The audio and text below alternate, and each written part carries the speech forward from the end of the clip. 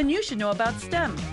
Because maximizing nutrition, analyzing peak muscle performance, calculating the perfect shot, and more are all made possible by science, technology, engineering, and math. In fact, there are more careers than ever in sports science. So if you have a passion for sports, then think about getting involved in STEM and improve everyone's game on and off the field. Get inspired at SheCanSTEM.com. You're watching WLAE, New Orleans Public Television.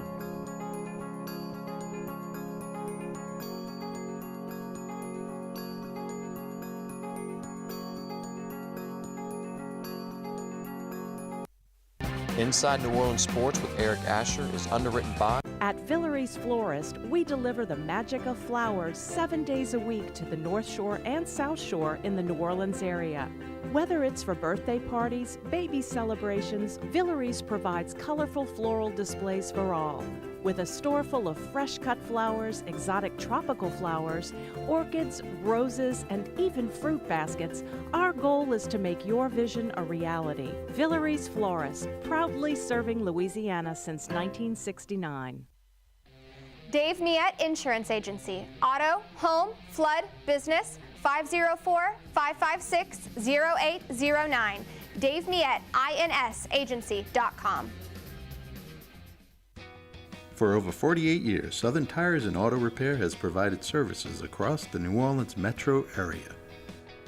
Southern Tires offers a range of tires for all vehicles and ATVs. We also have a full suite of auto repair options, including brake repair, rim repair, custom exhaust, steering and suspension, tire siping, and so much more.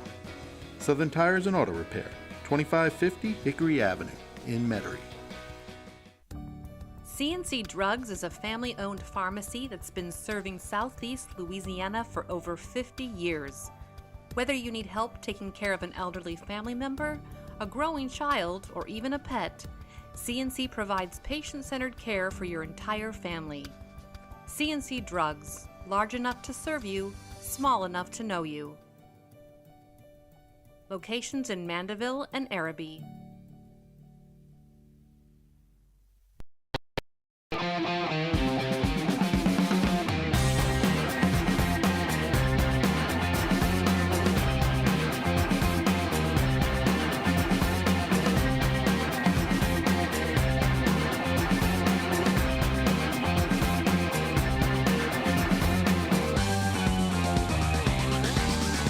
Good afternoon and welcome to another edition of Inside New Orleans, a Mardi Gras edition as we get ready for Fat Tuesday here in New Orleans.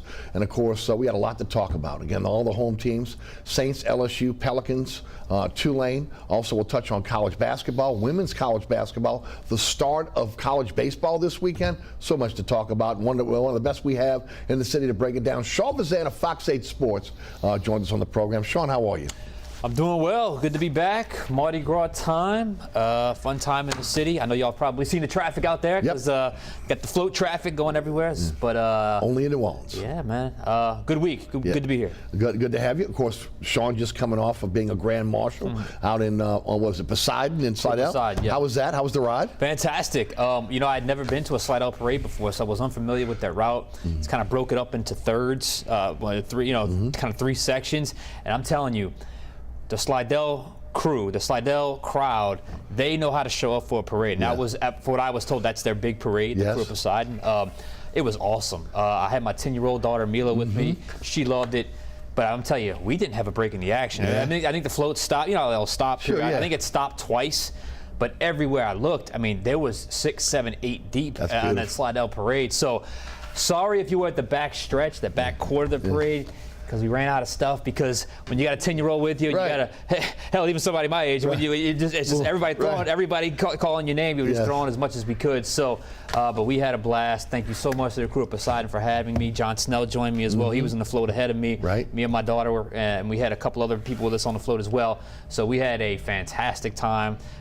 If you were out there and you saw me and I was able to get some stuff, awesome. If not, I apologize. Trust me, I wanted to get everybody some stuff, but it happens. Maybe next time. Maybe next time. There you go. So. There you go. But, no doubt. Tell us all about all the great shows at Fox 8. You guys have a fantastic podcast, which I said before. You got an award-winning blog. You have That should be an award-winning podcast. Tell us all about it. Well, we did finally submit the podcast for an award this past year. Beautiful. So we'll see how that turns out. Overtime podcast, and we've really started to crank that up over the last couple of weeks, and we are working to get the video version of that up to where it's a very nice produced kind of look, as opposed to just a cell phone look. So we're trying to get that going. Once we have that going, we think we're going to add to the podcast there. So download that wherever you get your podcasts. My producer Vasilios Nicolaou and I. So we can really go through that. We have the final play every Sunday at 10:30. We have overtime every Tuesday at 10:30. We have the final bet every Thursday at 10:30. Of course, our newscast, of course, our blog, my blog, the At the Further Review blog on fox8live.com. So we got a full plate, even though it's the off season for football right now. Speaking of a full plate, the Saints have a full plate right now. And again, the first order of business for them is to find a quarterback. They are obviously in the Derek Carr sweepstakes. We know that Derek Carr was released again by the Raiders, foregoing that $40 million guaranteed money. The 31-year-old will be 32 when the season starts, is now an unrestricted free agent. He has the ability to sign with a team immediately. He does not have to wait till March 15th, the NFL New Year. The Saints had him in for 2 days. You broke the story. His wife was here. Again, obviously probably looking at places to live, etc.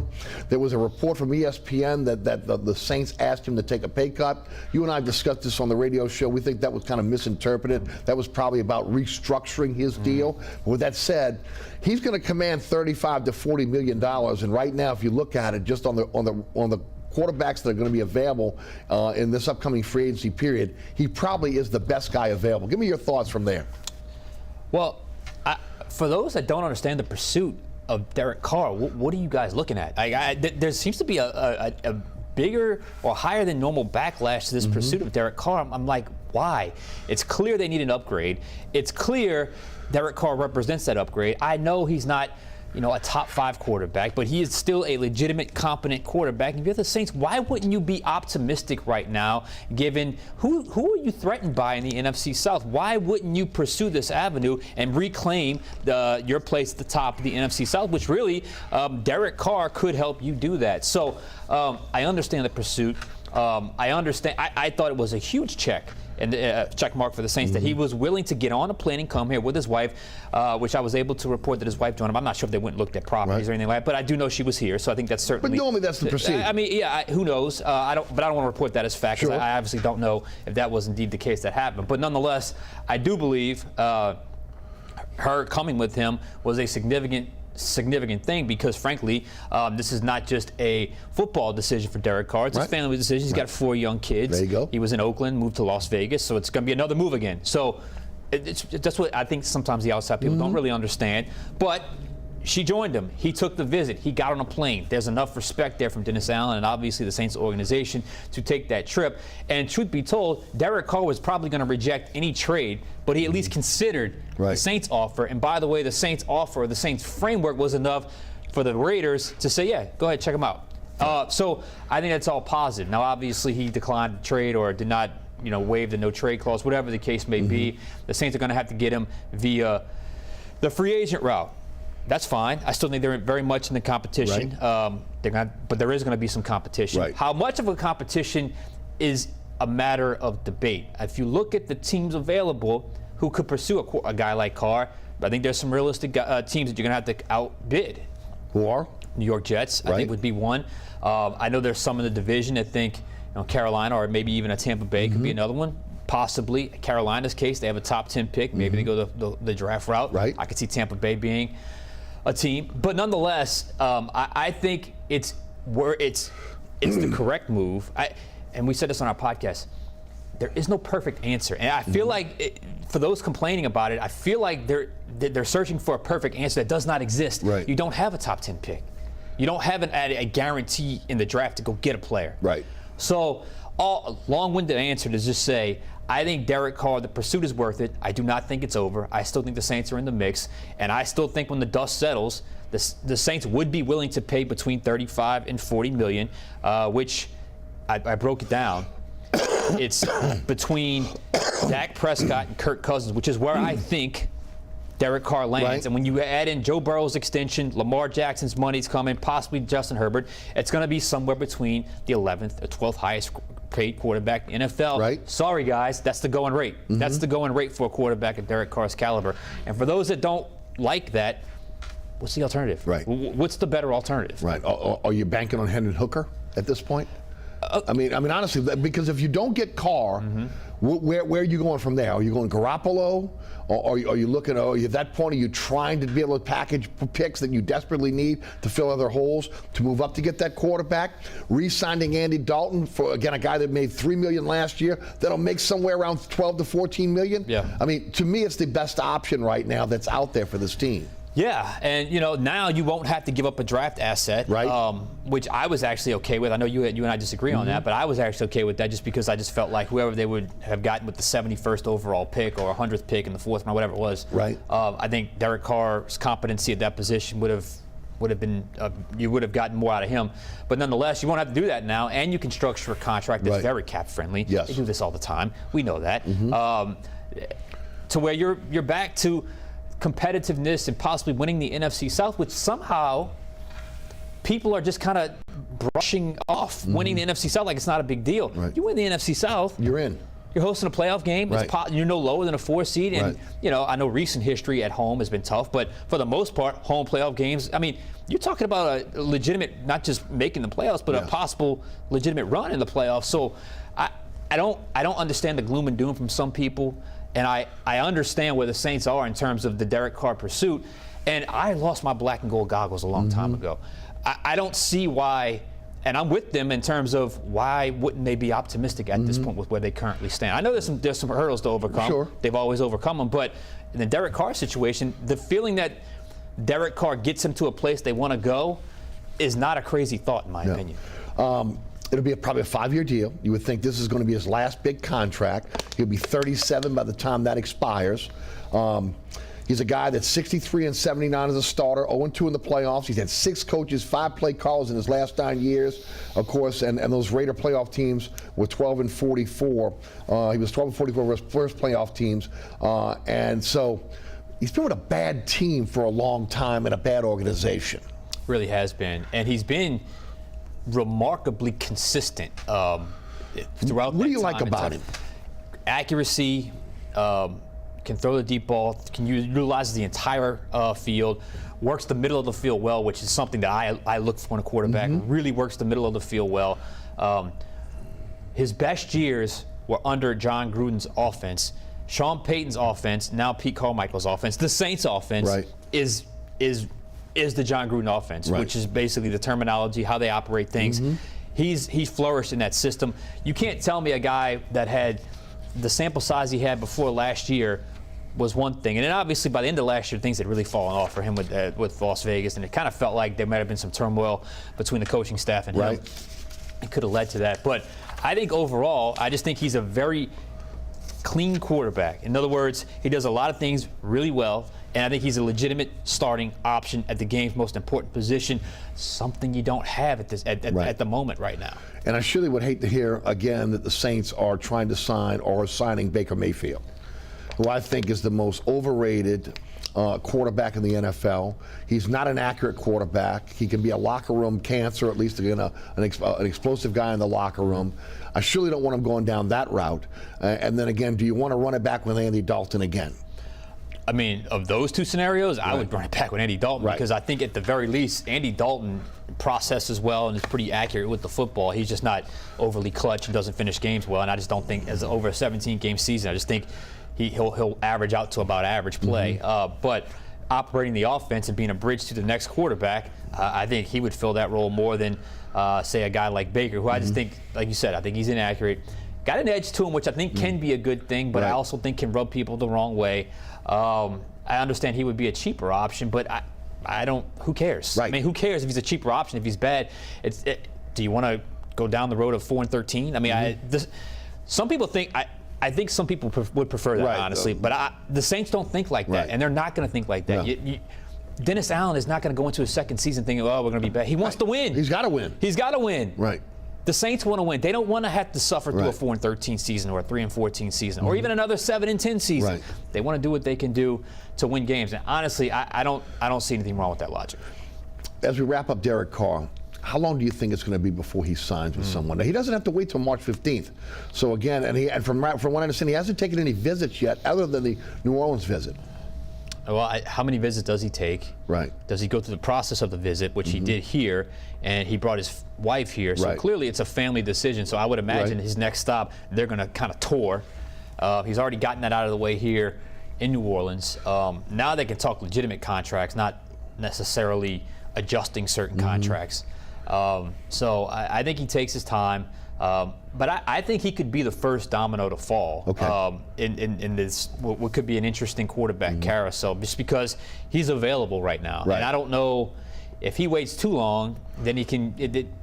That's an interesting balance he's got to have there. So I could see it in early March. I was going to ask you that because Aaron Rodgers is a possibility. Look, everybody's thinking Aaron Rodgers to the Jets. If it's not Aaron Rodgers to the Jets, they'll be in the Carr sweepstakes.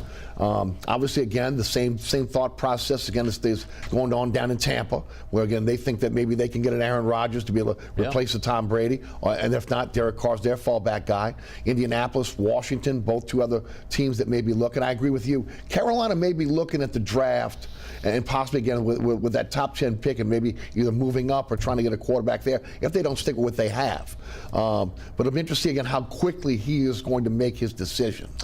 Yeah, and like I said, we'll know the market for him pretty quickly, right? I mean, we'll know. I mean, and if it's abundantly, I don't know Derek Carr personally, but if it's abundantly clear when talking to these teams that your option B, but down here your option A, hopefully that carries some weight, because I think that's pretty clear.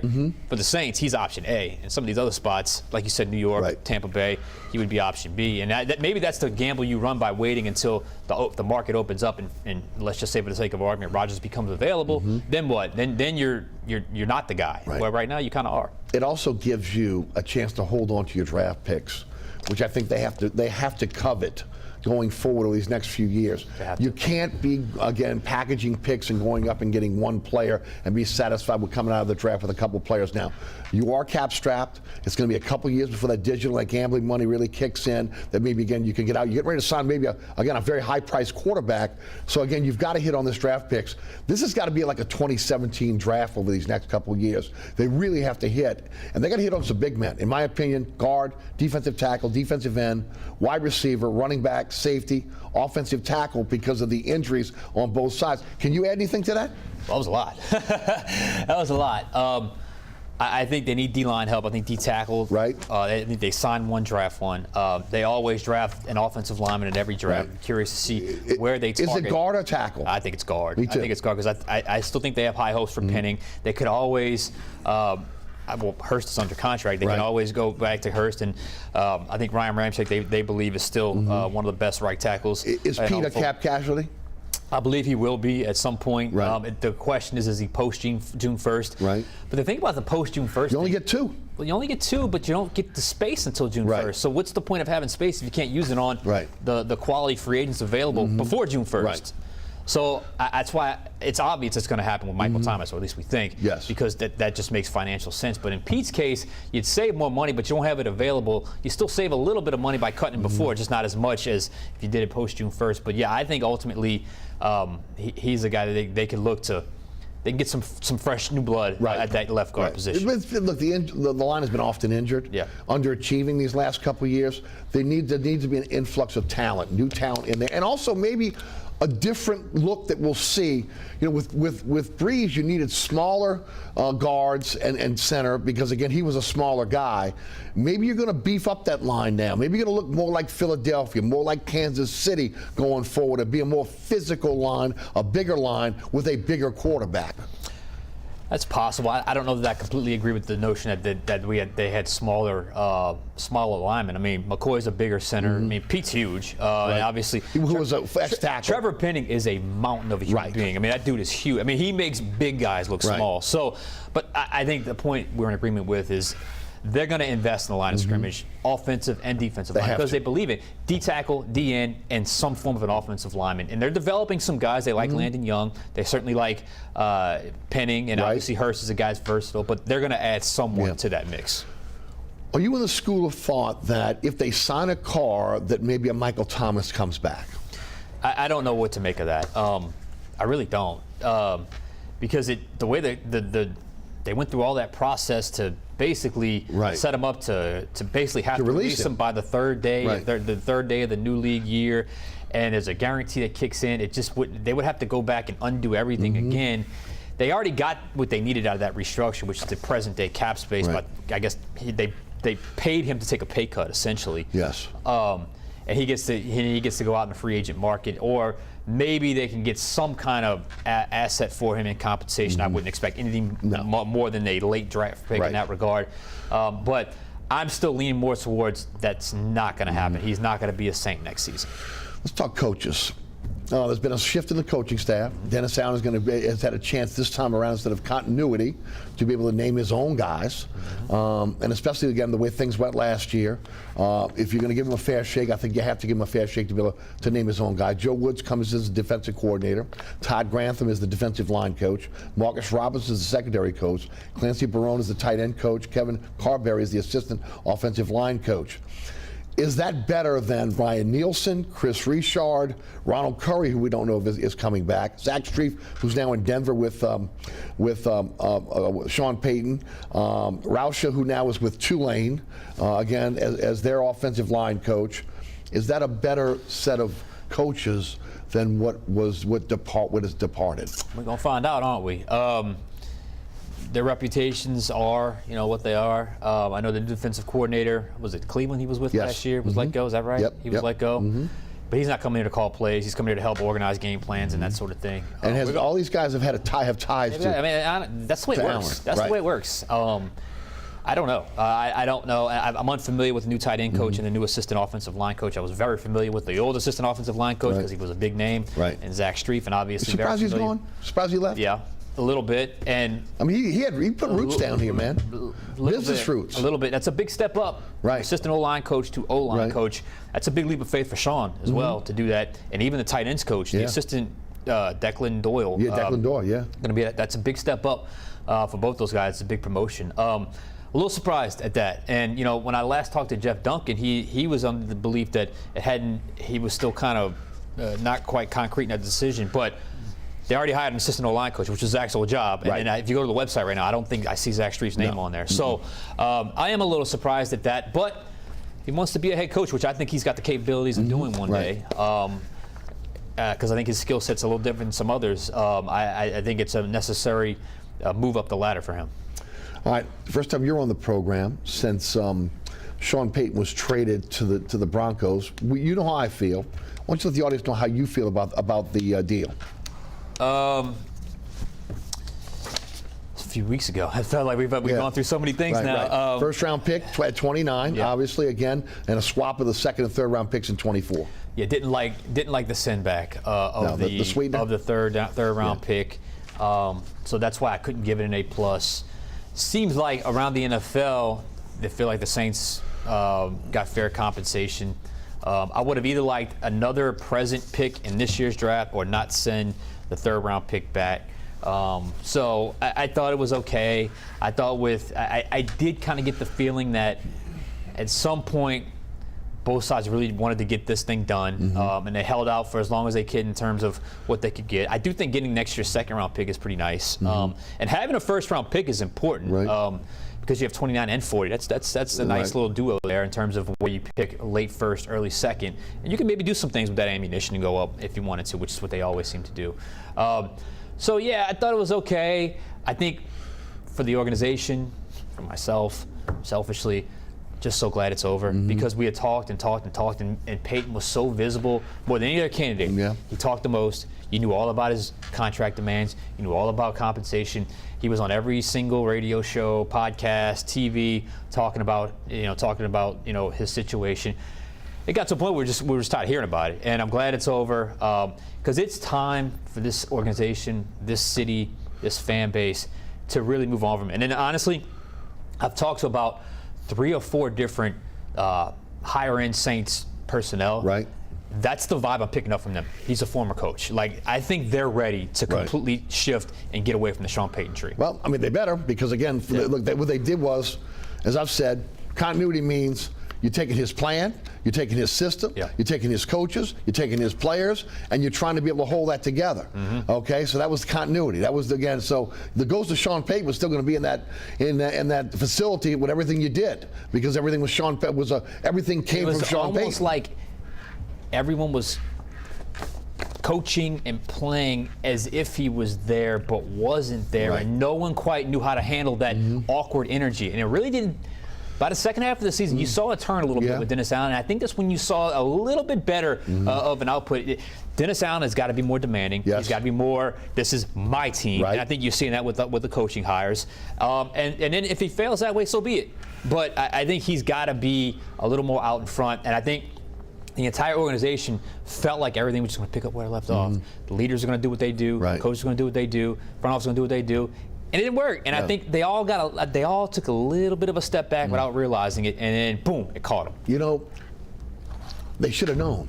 And I go back to when he was suspended for the year. And I've talked about, I was dead wrong. I thought, and that was a locker room coming off a Super Bowl with coaches that coached in the Super Bowl. That was a loaded team. With Drew Brees and Jonathan Vilma as your 2 big leaders, and they couldn't overcome the loss of Peyton for that 1 year. Okay? So with that void of his motivation and everything, all the things that he does, and, you know, controlling everything, the narrative, everything. He still controlled stuff he knew it wasn't there. It felt like it was weird. It was just weird energy. I'm like, guys, he's gone. He's gone. You got to let him go. Thankfully, he's gone. Now again, it really feels like it does. He's gone. It feels like he's getting his own coaches. He's going to go in his own direction. He's not trying to recycle Jameis Winston. He's trying to go get a new quarterback, which was his guy. Okay, so we'll see how it kind of plays out. All right, we'll wrap up. So we'll wrap it up with the Saints right here. We'll take a break. We come back. We'll jump into some Pelicans as they reach the All-Star break. Again, you're watching Inside New Orleans Sports. Sean Fazende of Fox 8 Sports is our guest. I'm your host, Eric Asher. We'll be right back. Burkhart's Air Conditioning, Heating, and Refrigeration has been family-owned and operated since 1989. Burkhart has energy-efficient solutions and offers brands such as Mitsubishi ductless AC units and Amana, the only manufacturer with a lifetime unit replacement warranty. Burkhart's offers maintenance bundle packages that include servicing your AC, generator, and tankless water heater. For more information on the services Burkhart's provides, visit acpromise.com. Burkhart's Air Conditioning, Heating, and Refrigeration, providing comfort for life.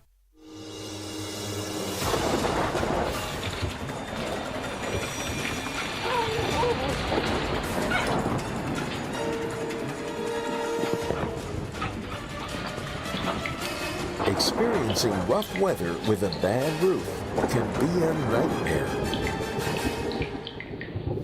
It doesn't happen. Suburban Roofing, because when it comes to roofing, there is a difference. Located at 3701 Iberville Street in Mid-City is Katie's Restaurant and Bar. Open 7 days a week, Katie's offers daily specials for lunch, dinner, and Sunday brunch. Serving New Orleans cuisine such as fried shrimp platters, grilled redfish, and a fully stocked bar. And don't forget about our expanded event seating and local entertainment. Featured on the Best of Food Network's diners, drive-ins, and dives, Katie's Restaurant and Bar. Happy Mardi Gras and welcome to another edition of Inside New Orleans Sports. Sean Fazende of Fox 8 Sports is our guest this evening. All right, Pels 30-29 as we hit the break for the All-Star game. 8th in the West, 3 games out of 3rd place, but 2 games out of falling out of the playoff contention.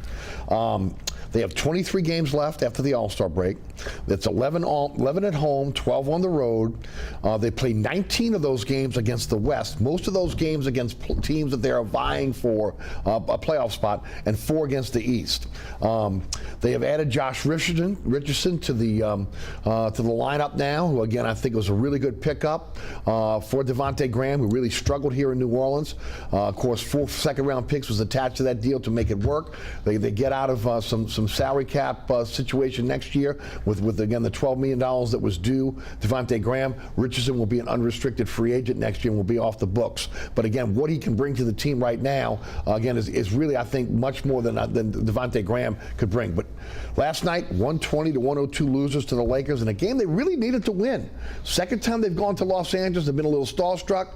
Second time, again, they've allowed the Lakers to really take it to them. But I will say this, that's a different Laker team than, again, you've seen going back for the last 2 years. This is a team that, again, I think will be able to compete in the West now. They're going to be tough down the stretch here because of the young role players that they've added around LeBron and Anthony Davis. This is a legitimate team now, where, again, before it was a hodgepodge of again, guys that were washed up. They're going to be a team to be reckoned with. But 10 straight losses from January to February. They were 3-16 in the month of January.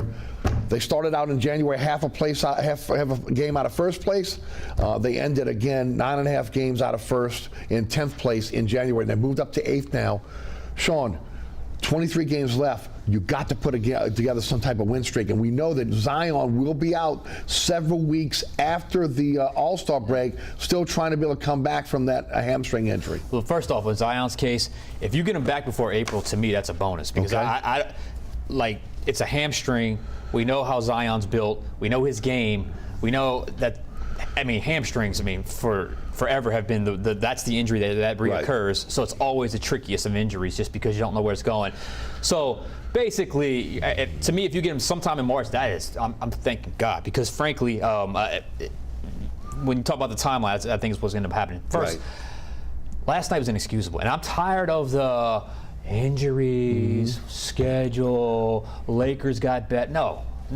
Last night, one team understood the urgency of the moment. There you go. One team did. That was the LA Lakers. That's two guys that obviously know what's happening. They understood they were in 13th place going into the game, going into the All-Star break. One team looked like a youthful bunch in a famous arena that was looking forward to a week off. Unbelievably bad effort. Other than that little run to close out the first half, where they got to the Final Four. Terrible effort by the Pelicans. And I'm sorry, we love Willie Green, but at some point we've got to start criticizing here, because look, it's not always injuries this, tough break that, this team's this team's that. That you should have won that game last night. You really should have won that game, and they're not. You needed to win that game. Needed to win that game. Now you're 30-29. Is that correct? 8th place in the West. No guarantee without Zion for a huge stretch of a critical stretch of the season. I mean, you can slip out of the playoffs really fast. So I think the Pelicans. It was only one game, and they're still well in contention, but that was an ugly way to limp into the All-Star break. I was thoroughly disappointed. And I don't know if you listened to David Griffin in the broadcast last night. I did. He mentioned the word accountability. We need to learn how to hold ourselves accountable at least 3 or 4 times. He's frustrated. He's frustrated because it sounds to me like there's a lot of reasons out there that they've accepted why they've been struggling. And you can't have that attitude. You got to be able to hold each other accountable. I don't know if that was a shot at Willie. I don't know if that was a shot at the players. I don't know if it's just organizationally, we got to realize what we're in right now. But there needs to be an urgency about this team that I'm not quite sure they have right now, because I still think they're coasting with the idea that we had a tough break with injuries. You got to deal with it. You have to deal with it. And right now, to me, this team, not terrible spot, but I think they could be better right now. I told you this before we came on today, and I mentioned this on the radio show. When they went 3-16 in January, which again really kind of matches what happened in the beginning of last season, right? Where you got to climb out of it. It's hard to continue to climb out of these holes, especially when you have the success you did early. I mean, early you had great success. Obviously, injuries hurt. You lose both your superstars. You know, again, for as long as you've lost them in this season. You know, they talked about it last night. It's like 117 minutes they played all season long together. But Green's message, last year he was able to motivate this team and get this team motivated over the top. How does he do that again? How does he run that back without that message getting stale once again to the same players that he was able to energize last year and kind of get them over the top, even with those injuries? Well, it goes to show you that there's more to coaching than just motivation. Right. You just can't be a motivational guy. I mean, the audience can't see, but there's a picture of a head coach behind us right now, of Ed Ogeron. That was fantastic at motivating. At some point, you can't just be an energy motivation guy. You have to be, I mean, it has to take over. I mean, basketball has to take over. And I'm not here to say that Willie can't do it. Obviously, he's proven it. He's proven he can. And if you look at the start of the season and where they were before the Zion injury, obviously he was doing a lot, pressing the right buttons. He's got to figure it out. He's got to figure out this new set of circumstances that he's in, which is not unfamiliar set of circumstances. You've always had, I mean, a lot of these guys were from a year ago. You know what you know what you're dealing with. The team is the same. So I wonder if it's a little bit more of, you know, player focus, player urgency, and if the GM or executive VP, whatever his official title is coming out and talking about we need to hold ourselves accountable, feels to me like maybe stuff's a little too friendly right now. They need to crank up the heat a little bit, and maybe some tough love is needed because a lot of these guys, even they don't know it, maybe coast it a little bit. Right. Ingram out for 2 months. Again, on November the 25th or January 25th. Zion's been out since January the 2nd. I was surprised they did not go into this trade deadline looking for another superstar, okay, or another player, veteran you can count on. Like they got C.J. McCollum last year. Now I know again there was a lot of talk that teams were asking for Murphy, they were asking for Jones, they were asking for Daniels. And you're not giving up those players because they're too young. There's an upside there. But those guys, like last night, disappeared in a big game against the LA Lakers. You cannot count on with this franchise, in my opinion, Brandon Ingram and Zion Williamson. Just those two guys alone. You say you got C.J. McCollum, yes, but can he carry the team, you know, by himself? Can he carry the team with one of those guys? It's an interesting scenario again going forward. Those guys have been often injured. I think they're going to be injured for the rest of their career. The body types that both of them have. Brandon Ingram's unwillingness to play unless he's 100%. You know, Zion, just his body type. So I think they needed another player. But again, it seems like they don't want to approach that luxury tax threshold yet until they feel they are a team that really is a top 4 team. I think it was a missed opportunity. The buyout market's here now. Does David Griffin decide to say, I need one more piece, okay, just in case, again, one of these two superstars gets injured? And especially maybe a veteran. Because I just talked about how maybe things are a little too friendly, maybe things are a little young in certain spots, and they're a little young and mentally as well. And especially you and I talked about being in LA, look starstruck, that kind of thing. Absolutely. Let me ask you though, why are you so reluctant to give up none of those guys were untouchable that you mentioned? Why are they untouchable? Well, because I think again they got tremendous upside. Okay. You need all three of them. I think that it's too early to give up on Daniels. He's a draft pick. I think Murphy is going to be one of the better scorers in the NFL. Jones and Jose Alvarado. You wouldn't touch any of those. Well, I don't know again if I wouldn't have let Alvarado again. If there was a deal out there, I might have gone with that. I'm not giving up one of the best defenders in the NBA. Okay. I'm not doing it with Herb Jones. And I do think that even though Murphy disappears, that eventually he's going to be a guy that is going to be able to knock down just 3-point shots, but be aggressive around the rim. You have to give him another year to grow. My point is, every deal is going to look small next to Kevin Durant going to Phoenix. 100%. Okay? So who did you have in mind that would constitute a bigger trade that would help? I would have looked for a guy like Bogdanovich, who's a scorer. Fair enough. Yeah. Okay, I would have looked with a lot of people talking about OG. Okay, I'm looking for a rim protector and a rebounder as well. Okay, now can you get that? One guy that's out there right now in the buyout market is a guy like Kevin Love. He's got ties to David Griffin in Cleveland. He is a guy that can score from the outside. He's the veteran you're talking about. He's also a guy that he's not the rebounder as we talked about in the break that he once was, but he can rebound, and he's a guy that's been in big games. So maybe again the buyout market, but again you got to be willing to pay this guy. You know, for understand, Miami wants him now so they can reload for the same reason. For the same reason. Yeah. They need another veteran president, and they need another guy they can count on that can score. We see Murphy disappear at times when they really need his scoring prowess. You know, again, Herb Jones cannot be taking 3-point shots. He's got to be the defender, crashing the boards, and also again offensively. Again, being aggressive going to the rim. I don't think Alvarado's off limits, but I do think Murphy and Jones at this point, you can't trade those guys. It's too early to do that. So if you were able to get a Bogdanovich or an OG, how would I do it? I would have given up the treasure chest of draft picks. That's fine. But if they come to you with a throw in Trey Murphy, you would have bypassed it? I probably would have bypassed it. And I think that's what happened. I think they decided. Well, that's the case, and I don't think you can blame. Then I don't think you can blame the Pelicans for holding on to it. But they do have they have more number 1 picks than they'll ever use. Exactly, and I think that's certainly fair. Okay.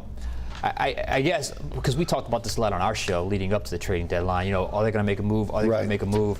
And you know, I said all along, a modest move to give you a rotational player, a guy who can give you some decent minutes. I think they kind of got that in Josh Richardson. They did. He's not a star. I thought his first game stat line was great. I didn't see a stat line last night. He got thrown out of the game. Okay, I didn't. So he got thrown out of the game. So his stat line wasn't great. Right. But I think he's a guy that could certainly contribute and help, give you some decent minutes. I know he had 34 minutes against OKC. So he played well against OKC. Look, they're banking on health, which is a risky gamble. And they are. That's exactly what they're doing, Sean. They're banking that when they're healthy, and that's probably why they didn't touch, you know, those young assets you're talking about, because they feel like, well, with those assets and health, we got us a team going through the postseason. And I guess it's still possible. They think they're going to catch fire once Zion comes back. Well, it's just a matter of when. And did you not dig yourself a deep enough hole to get yourself back in? And I guess what they're also thinking is we want to be in the top 4 if we can, if not just in the top 6. They don't want to be in the play-in game if they don't have to be. Yeah, and I agree with that. I agree with that logic, but I think right now, though, it was a very revealing interview, and it was kind of long. It was kind of in between plays, like they do in a live broadcast. I think there's an organizational urgency that hasn't quite seeped in yet that David Griffin is trying to get everyone to buy into. I still think there's a little bit of a daze that they're in. A little bit of I used the word coasting before. A little bit of everything's going to work out once we get healthy. That I think is a little worrisome. It's a little. It reeks of I don't know if you use the word immature, but not seasoned. They're not veteran. I just think there's a mindset right now that's missing right now. They're not. They're a young team. They're discombobulated in a lot of cases because you've asked guys that that have had subordinate roles to take on a more prominent role, asking them. And again, film being the great equalizer, teams are taking away what they do well. Okay, and then you're asking them to play more minutes. What happens? They end up turning the ball over. You know, they're pressing. I mean, there's a lot of reasons why they went into that tailspin. They should have gone 3-16. Okay, I mean, you can't go 3-16 in a month. You do that. I mean, again, they're lucky again that they had such a great early start because again they wouldn't be able to climb out of this, but they have that ability. I still think they've got to be buyers in this upcoming market that we're having right now, this buyout market. They've got to be able to find one more player. I don't think they'd be afraid to do that, and I don't think they'd be.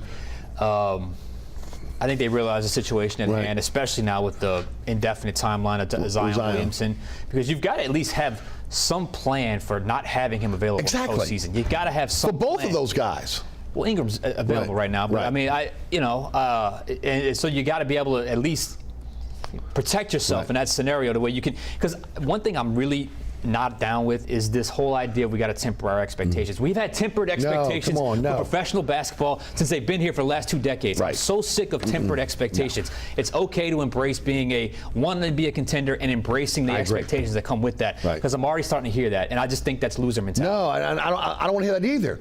You've proven that you have a team that can compete not just in the West but in the NBA. We saw that early in the season. So I don't want to hear, well, you know what, we don't let this kind of ride, and next year is going to be the year. I'm done with that. We never know what's going to happen next year. Okay, and especially with these guys often injured. There's no doubt about it.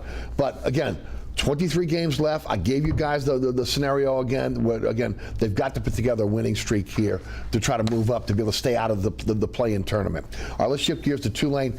Look, when you have success, teams come for your coaches. That's just the way it is. And still, even right now, Tulane is having issues. Lance Guidry leaves from Miami. He's the new defensive coordinator. Pardon me. Their special teams coordinator now is Robbie Dersher. He leaves for Illinois. Ian McGaffey was the offensive line coach. He goes to Houston. Swoboda's out because of the demotion. Dan Rauscher's in. Slade Nagel is the new offensive coordinator.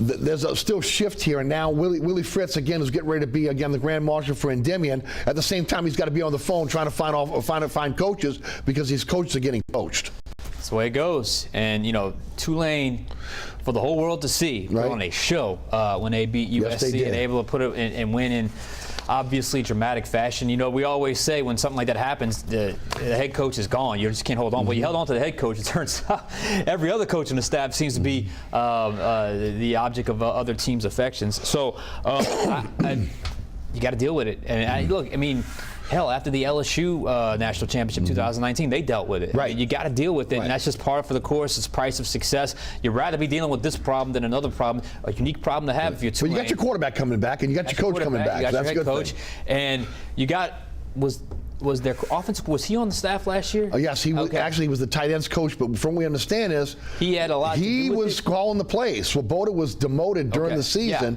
and he was the guy that was calling the plays. So you have that head coach, OC, quarterback. You can do a lot with that infrastructure already in place. Now you got a special teams coach is something that you got to worry about, and fill in some other coaches as well. But I think you just hope it doesn't impact recruiting, because a lot of those coaches have to double as recruiters as well, especially at a school like Tulane. So, but Willie Fritz has been pretty good. An eye for coaching talent, one, but also knowing when to pull the plug on a guy and when to promote a guy. So we'll see what happens. Yeah, I mean, look, a lot of these guys are young coaches, and they're getting an opportunity now because of the success at Tulane. With that said, things are turning around. We'll talk about the basketball team in a few minutes, but the Fear the Wave collective is out there. They're raising money right now. Troy Dannon's talking about something you and I have discussed, upgrading the facilities. You have to. As I've mentioned, even the team like University of Texas San Antonio that's coming in to the American has better facilities than Tulane, has a bigger budget than Tulane, and again, Tulane's supposed to be the big daddy of this conference now. Going forward, some of the teams they're bringing in, their budgets are bigger than Tulane's athletic budget. It's good to see now seems to be a renewed commitment to athletics at Tulane. Long overdue. Absolutely long overdue. And it's the holistic approach of not just getting a winning program, but it's also about investing in what you need to invest in to maintain success, which is utterly possible in the new conference, look to the conference that is obviously Tulane and the American. So big things happening, absolutely needed to happen, and all it really took was that one special season in this era for Willie Fritz and Tulane football to do what they did on the national stage in a major bowl game against a blue blood program. Voila. Right. They've been waiting for this day. They needed it. Great recruiting class. Did very well in the transfer portal once again. That's the thing that put them over the top last year, the transfer portal. Willie Fritz has found, again, a little recipe for success here, going after those Louisiana kids who want to come back home. He's doing it once again. Good news for Tulane, again, going forward. They lost a lot, but they ought to have a pretty good season again next year in a revamped American. LSU, by the way, led the nation in the transfer portal. Brian Kelly continued to build that foundation with the LSU Tiger football team. Yeah, and it's I guess you call it free agency. It's what some people wanted when you had NIL plus immediate transfers, but nonetheless, the LSU has obviously taken full advantage of that. They needed to. The defensive line needed some serious investment. They got it. You don't always hit on transfers. Sometimes you do, sometimes you don't.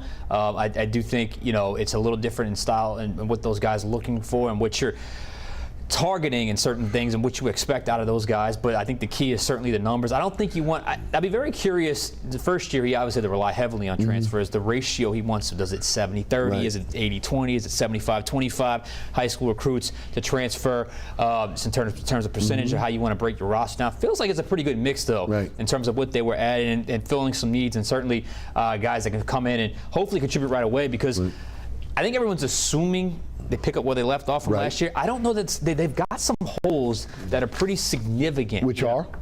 On the defensive line, at linebacker. There seems to be an issue at the secondary, which has always been DPU, but there's certainly some issues you got to check out there.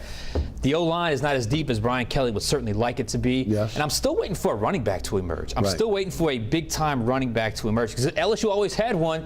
And just think about it. When was the last time they had one? That's right. It's been a while. I will say this. Interesting to see, again, you mentioned how they build these teams now. Like in the NFL, you're building through the draft, you're adding, again, you're filling holes through free agency. Is that the way he's going to approach NIL and recruiting? You're going to go long-term and fill in holes in terms of grooming guys to be able to move in through attrition in different positions, and then fill those immediate needs and holes with again the transfer portal. But I think you have to. I think you have to stay competitive in that regard. I know it was at Georgia last year. They famously didn't bring anyone in transfer portal. I think that's the extreme outlier. I think you have to. But they're 5-star U now. Right. I mean, I think you have to do that now. You have to make sure you are filling holes, because you just never know who you're. I mean, and the job of a college football coach is so different now. What they have to do in juggling a roster. day to day, class to class, the energy to recruit, the energy to... You're recruiting every day now. And just the different factors, what goes into recruiting now. And it honestly, I know they got the new collective, and it's going to be the official LSU collective, but I mean, you're having to deal with NIL and money, and there's a lot of different factors you have to deal with. I mean, this is an interesting time to be a college football coach. And to your point, you're not just recruiting new players to come to your program. You got to re-recruit your players almost every single day. Well, and basically, like I mentioned on your show a few months back, college athletes went from having really no control to, in some cases, more control than professional guys, because you're basically a free agent every year. And a professional athlete can't declare himself a free agent every year. He's under contract. Yes. But a college athlete can do that. I mean, hey, it's just the world we live in. Yeah. I'll shift gears to basketball, college basketball. First of all, I'm going to go through again the home teams, what their records are, and then we're going to pick a couple teams we're going to talk about, because there's only a couple teams that really have really the real opportunity to be able to get into March Madness. LSU is really struggling under McMahon. It really is a roster that we thought might have been a little bit better, but it really is a mid-major roster. Honestly, look, we got spoiled at first year success with Scott Woodward hires, with Kim Mulkey and Brian Kelly.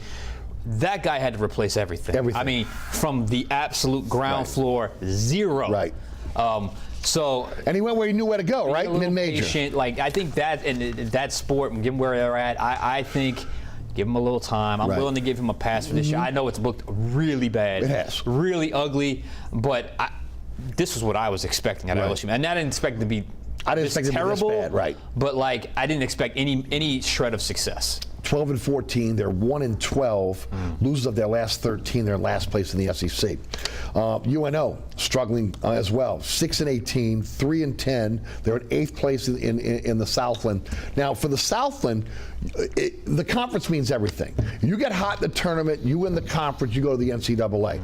They're having a lot of injuries at UNO right now. Maybe they could turn it around, but remember, if you're not in that top tier of the conference, you got to play your way in, and that's tough. Okay, so that's tough, difficult. On the other hand, Southeastern playing pretty well, 14-12, 8-5, they're in 4th place. Nichols is 13-11, 8-4, they're in 3rd place. And of course, Tulane, which again we think has probably the best chance of all the local teams of getting into the tournament. They're 16-7 right now. They're 9-3. They're in a 2nd place tie with Memphis, who they've beaten already, and they're only 2 games out of 1st place with Houston, who's leading the conference.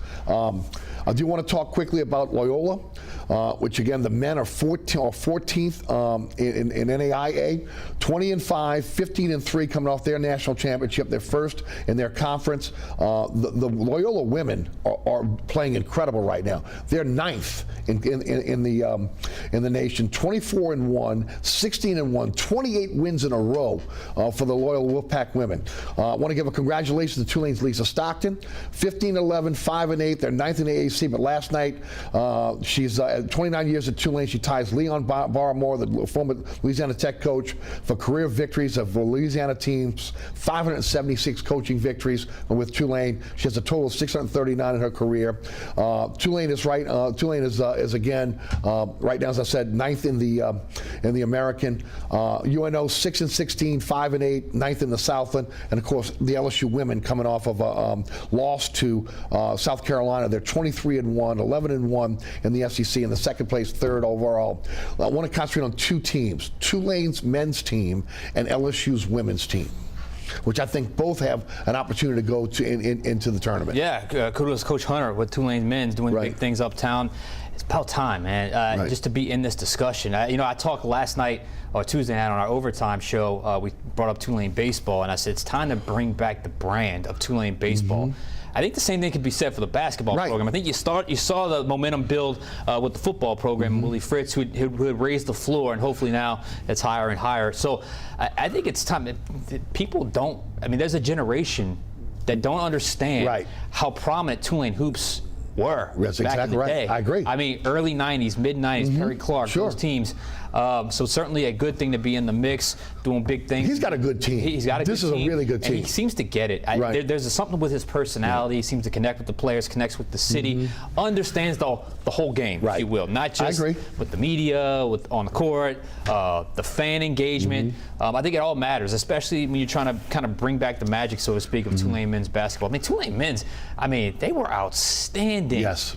Back in the day. For UNO as well. UNO as well. I mean, it was a thing. College basketball in the city of New Orleans was a big thing. Going to a UNO game, going to a Tulane game, going to an LSU game, obviously in Baton Rouge. So it's certainly good to see Tulane men getting themselves back in the mix. I really want to see them get to that NC2A tournament because I just think that would be so much. Think of the momentum from Cotton Bowl to back in the NC2A tournament. Fantastic for your two most prominent sports on campus. That would be something else for Tulane. So kudos to Coach Hunter. And I keep it going. And a very realistic shot at winning the conference. I think it's a very realistic shot. And even if they don't, a realistic shot of getting into the NCAA. Absolutely. If they do well in the tournament. Again, they really do have a shot here. LSU's women, they went against a juggernaut in South Carolina. It really is their first-ranked team they played this year. So again, their win-loss record looks gaudy, but this is a really good team that Mulkey has. I love Mulkey. How good is she? How great is she? Awesome. I mean, the perfect got their butts whooped on national TV on Super Bowl Sunday. They did. And I mean, handled that press conference exactly like she should have. South Carolina's up here, everybody else is down here. And that's reality. It's true. That's reality. That program is fantastic at South Carolina. But look how quickly Mulkey turned it around. And South Carolina's head coach, her name is it Dawn Staley? Is that her name? Yeah. Her name is gave the proper respect to Kim Mulkey being ahead of schedule, and they are. But I think and I think we saw this in the tournament last year when we felt like ahead of schedule, make a run. They did not look like themselves in the tournament. First game, second game. This. I think every now and then you need a little reminder that while you have a lot of momentum, you're not quite there yet. And I think this was a nice reality check for them. Probably something that they needed as they get through February, into March, and into the NCAA tournament. And they're going to be in the NCAA tournament. There's no doubt about it. And look, I want to congratulate both Loyola teams. You're talking about both teams that are going to be vying for national championship. The women are on fire right now, as I mentioned, 28 wins in a row. And the men, of course, dominating their conference once again. Opening weekend for baseball, we got 2 minutes. Hopefully, this is one of those years where we're seeing multiple teams that are vying for an opportunity to go to Omaha. Major problem if up in Baton Rouge they're not in Omaha. Agreed. I think there's going to be a major problem if that is indeed the case. Tulane looks like they're going to be better. UNO looks like they're going to be better. There's always optimism this time of year with Tulane. I know they got their ace back in Carmouche, but they've got to play this thing out. I know new head coach there, so we'll see what happens. They brought back their best hitter from last year as well. Southeast is going to be pretty good. They are going to be good. UNO, I know Blake Dean's happy. Yes, he brings his ace back as well. He's happy about his direction, his program. And I think it's time for them to get back into the mix as well. I agree. I think it's time. Back to LSU. This #1 team in the country, the pressure's there. Jay Johnson took this job knowing that. Realistic expectations are Omaha and basically back into the mix of the national championship. But if you're not in Omaha, there's going to be some problems up in Baton Rouge. No doubt about it. They've got some transfers. They've got some guys coming back. They've got Dylan Cruz. They got Trey Morgan. They exploded with that pitching staff, even with the injury that just happened. So I'm expecting big things, and I think the Tiger faithful are going to be demanding big things up in Baton Rouge. And I love what Tulane's doing. They're heading out to Cal Irvine this weekend, going to take on a storied program right out the box to get a litmus test on where this team is. Absolutely, and they've done that before. I'm sure they'll continue to do that again. I've said this before. Tulane baseball is truly the sport on campus that has a legitimate shot at winning a national championship every year. They have it. It's a matter, can they take advantage? No doubt about it. Sean, as always, man, thanks so much for being with us. Again, we covered a lot of ground today, as we always did. Again, and of course, again, before we know it, NFL draft will be here. Okay, we'll be getting into the NBA playoffs, which is not too far away. And of course, March Madness, which we hope, again, we'll see at least one participant, maybe more, from Louisiana. And then, look, college baseball takes over, as we get into the spring. My favorite sports, college baseball. Yeah, no doubt about it. Thanks again for being with us. Sean Fazende of Fox 8 Sports. Thanks so much for tuning in. Remember, there's so many ways to be able to catch our program, and especially for a day like weekend like this weekend, when you're going out to Mardi Gras and all the parades, set your DVR for your favorite time. There's a QR code that's on your screen right now, which will take you right to the WLAE-TV YouTube page or to my website, ericasher.com. You catch me on the radio 4 to 6 weekdays on 106.1 FM. You can also, again, listen at the Anchor app, which is our podcast app, iHeartRadio, TuneIn Radio app, our digital platforms, ericasher.com, again, on the World Wide Web. Also want to thank our underwriters who make this program possible. Each and every one of those underwriters, we thank them, and we hope that, again, you'll go out there and support those underwriters as well. And also special thanks to, again, the WLE production staff, which includes Ron Yeager, Jim Dotson, Logan Graffia, Alex Chacon, and, of course, our director, William Hill. For Sean Fazende, I'm Eric Asher. Happy Mardi Gras. We'll see you back for another edition of Inside New Orleans Sports. Take care.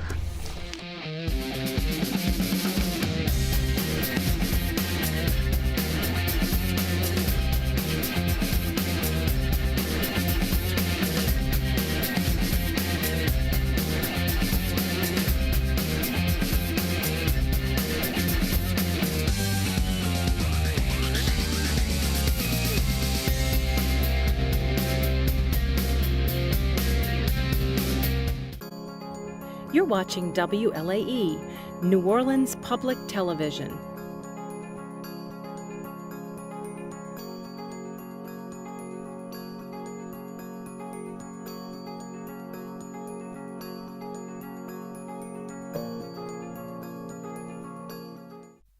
You are what you eat, and believe it or not, it shows. It really does. When it comes to your complexion, what you put in your belly is at least as important as what you put on your face. Today, I'll show you how to look and feel divine with tasty dishes that nourish your skin. Snap pea tomato watermelon salad with feta. 3-ingredient curry yogurt dip. Chai spiced fruit compote.